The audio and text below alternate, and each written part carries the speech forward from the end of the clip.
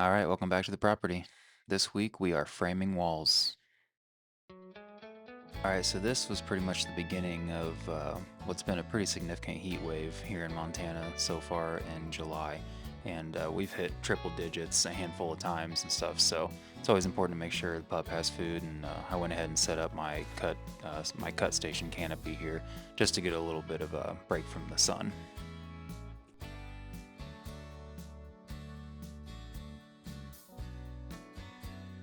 But even though it was as hot as it was, I was really excited to get my framing tools out and start letting the sawdust fly. So I've already went ahead and attached all my mud sill to the plate and to the top of my ICFs there. So I'm going to go ahead and make a corner assembly and start establishing a wall height.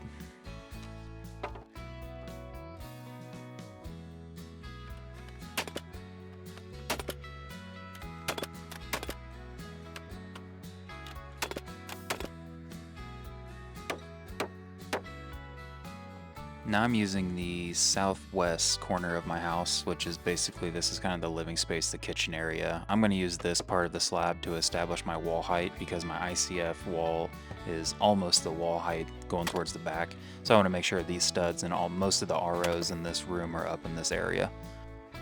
My exterior walls are going to be framed with 2x6s, so I just cut two 2x6s, nailed them together, and then I toe nailed them into my mud sill. And you can see my father-in-law helping me just put some braces up, and this is what I'm going to use to plumb that corner so I can start pulling layout off of that.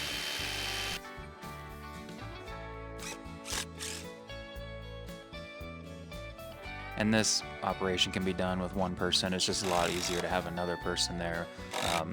Tom is holding the level, and then I'm pulling that 2x8 and attaching it to my mud sill.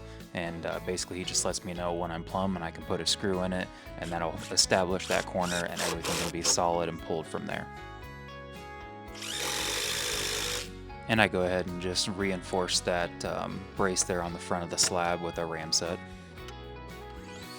And now we're on the shop side of the build.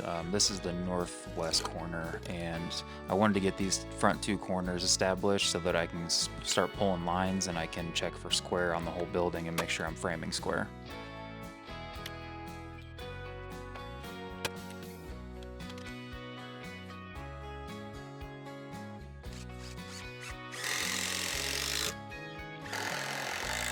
Now, unfortunately, as I'm talking to the camera here, my microphone wasn't at the right decibel, so the recording is basically trash.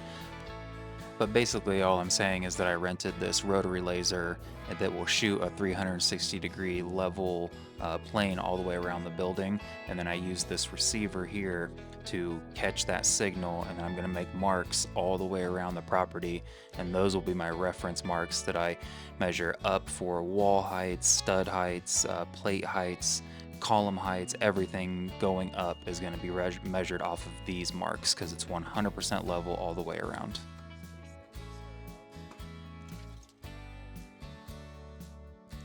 So now that I know that corner is braced and it's all nice and plumb and level, I can go ahead and measure from the slab up to what my overall wall height is going to be after my double top plate, and that's what I'm marking here.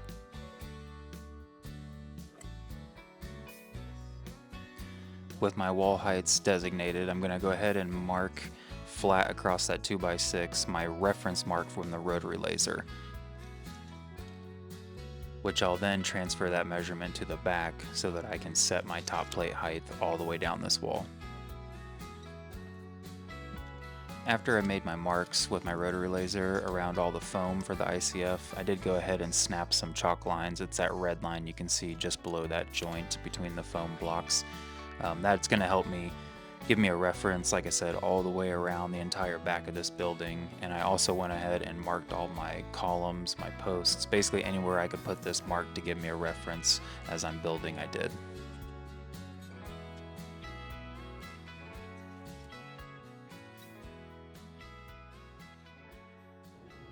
Alright, well, it got up into the mid-90s.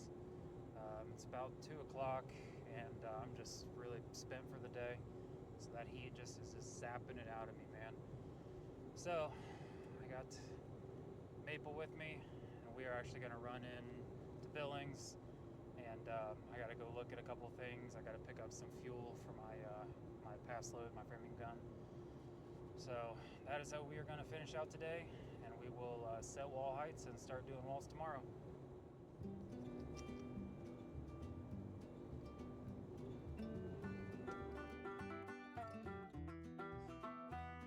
Alright, again, I apologize for the audio on this one, but I'm basically just explaining how I got my corners set and I got my secondary bottom plate sitting there, and now I'm just basically gonna tie a string from one mark to the other, and I will use that string to reference my top plate height and keep everything consistent.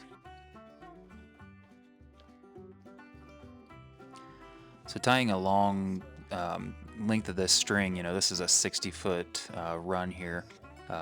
This is the best way I found through my research and stuff. It's basically just pulling some slack out of it, wrapping around my fingers 5 or 6 times, and then you can basically grab the loose end and the actual line end, pull them in opposite directions, and it just pulls it really, really tight. And then basically just tying it back around that string, around that screw, and then kind of just, I tied it up around all this framing and stuff just to hold it in place.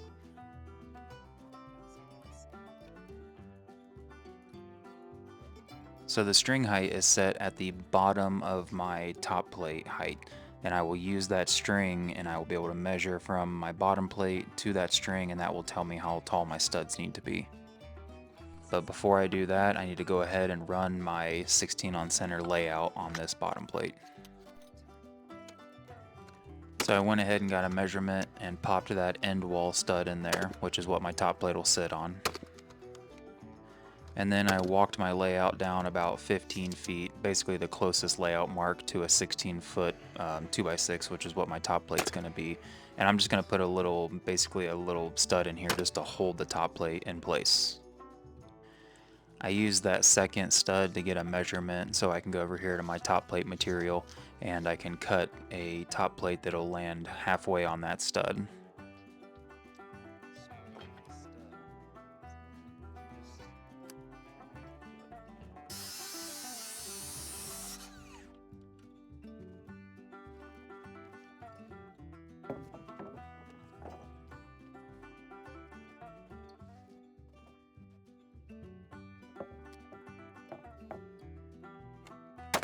And with my first run of top plate attached, I can go ahead and go through and take some measurements, and you can see how that top plate will bow, but that string is my reference. So I'm going to cut my studs to that string height, and it will raise or lower that top plate down to what I need it to be. And from this point, it's basically just production framing. So take a measurement, cut a stud, tack it in. The gun I'm using is a pass load 30-degree framing nailer. It's not the XP, it's the model right before that.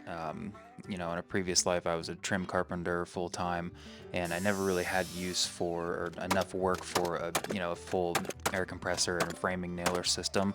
So I bought this cordless one, and it's served me well for a handful of years.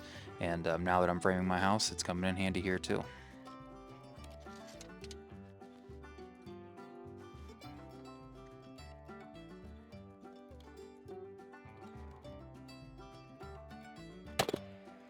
Once I got done finishing that framing on the top of that ICF wall, I did go ahead and start laying out all my rough openings for my windows. I have 4 windows in this section of wall, basically from where the step down starts to about 6 feet from the end of the wall. And so basically handling this step down transition the same way I did, each end of the wall. I'm just going to establish one stud where I know a stud location is, put a brace in it, make sure it's plumb, and then I can run more top plates across it and use all of those measurements to reference my rough openings.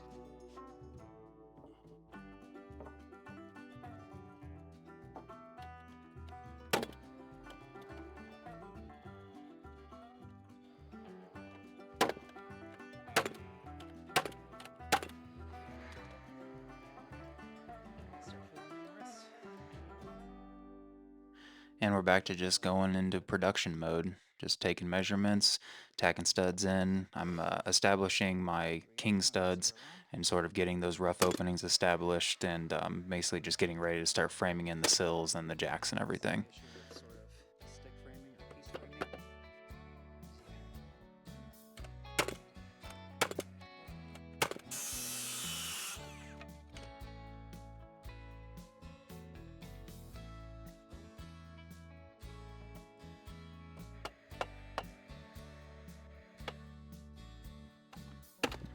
I suppose it was around this time that I kind of looked up and saw that we might have some weather moving in on us, so went ahead and just knocked out what I could before it started raining. And that was just pretty much it for day 2. But I was able to get all my king studs in for my rough openings in before the rain came that night. Alright, good morning. Well, the rain is gone. The sun is back out. It's a beautiful day. 68 degrees. Humidity is a little high just because of the rain last night. But first thing we gotta do, get all this header material off the truck and onto the sawhorses.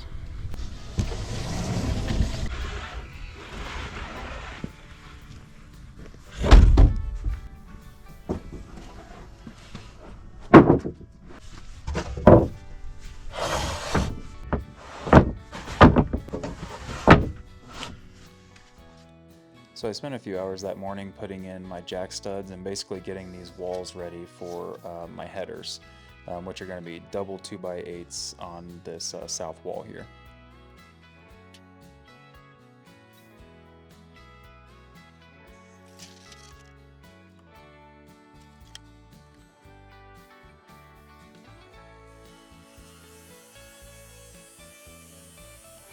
My header assemblies for this wall are two 2x8s glued and nailed together with 3-inch nails, both sides, in a stitching pattern sort of deal. And then I go ahead and put a 2x6 on the bottom so that I have something solid to attach the window to.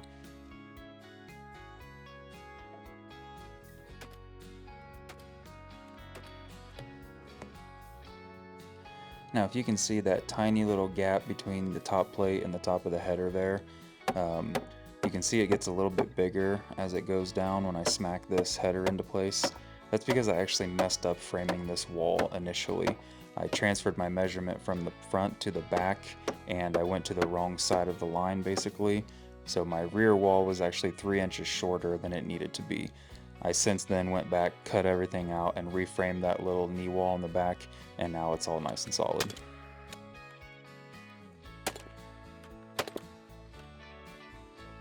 And then a quick break to run into town to the local lumber yard to grab some more material and to have some lunch. And also a quick PSA here, try to support your local lumber yards as much as you can. I know the big box stores have a lot more variety and blah blah blah, but you know, these little lumber yards and these little communities, they really help us stay busy and keep us people here in rural areas from driving an hour to go pick up studs. They're really good people. The service is usually really good, so try to use your local people as much as you can.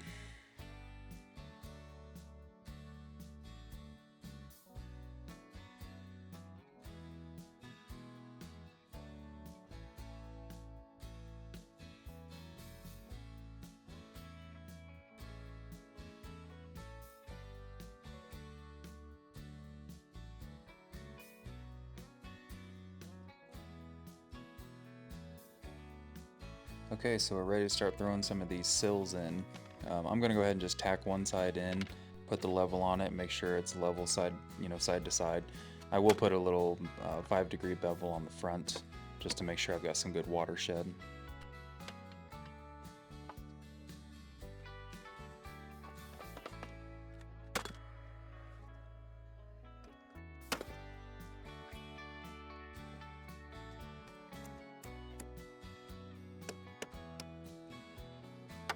And now that I have my sill height set correctly, I can go ahead and put my cripple studs in. Some people call these trimmer studs, cripple studs, jack studs. They have different names all over the place. Let me know in the comments what you guys call these little framing members in your part of the country.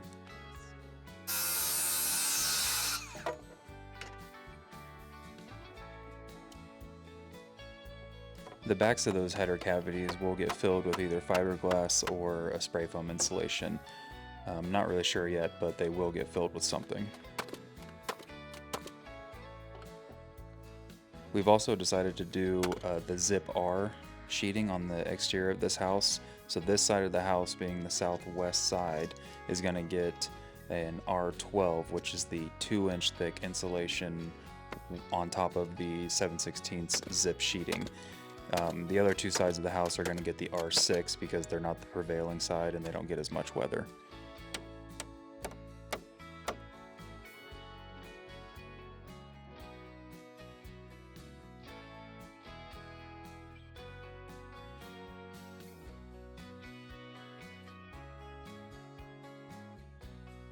And after finishing up that last window opening, that pretty much finishes out this entire wall for framing.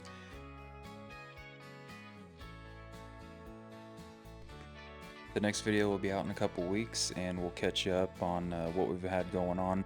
We've actually since poured that middle slab, and we've actually almost finished framing at this point, and we've started putting the rafters on.